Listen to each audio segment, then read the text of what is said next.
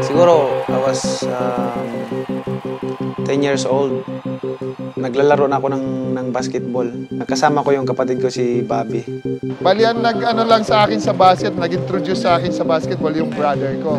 So nagtanong yung mga coaches niya kung meron daw siyang kapatid na gusto maglaro ng basketball.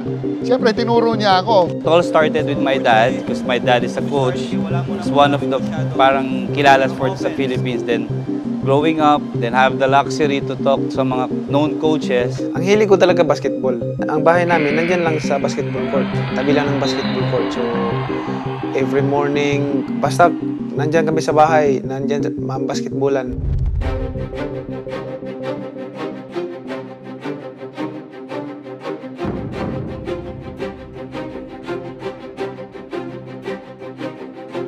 For me, basketball is a universal sport.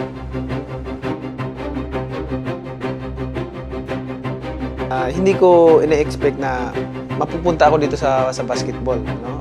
Boxer ako, of course. Yung presence itself ni Coach Manny, sobra ng kick talaga yun.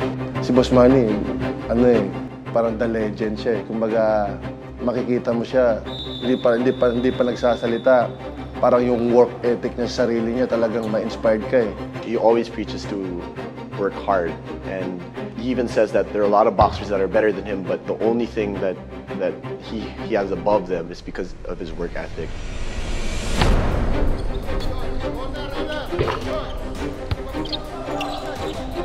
To us, it was a perfect match.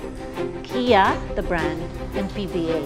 And we want to bring our brand to that level of excitement. At the start pa lang, positive na yun. With Coach Manny on board and with Coach Glenn, halos talaga tandem yung perception namin. We believe that in order for us to succeed, we need to outwork the opponent. Kasi nag-start ito kay Boss Manny.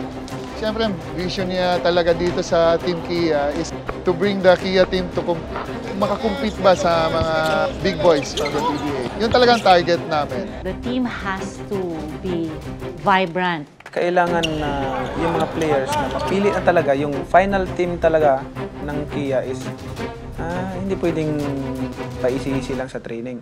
Gusto mo ng tagumpay, dadaan ka sa katulad ng mga pinagdaanan ko na bago ako naging ganito, maraming paghihirap at sakripisyo sa training ang pinagdaanan ko.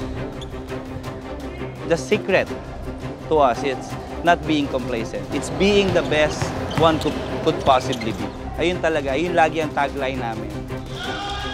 You have to work hard and show that you're willing to do everything that it takes to be a competitor in the league. I have to show him that I have the right attitude. I play extra aggressive. I'd be the hardest worker on the court. Sa basketball and boxing is yung, of course, ibang sport yan, boxing, ibang sport naman yung basketball. Pero sa tingin ko, sa paghahanda, hindi magkakalayo. Na-anticipated ko na yung mga inisip ng mga datihang team. Bago lang yan, mga scratch lang yung mga players nila, kaya wala yan. So gusto kong ipakita na hindi ito. Palaban ito mga players.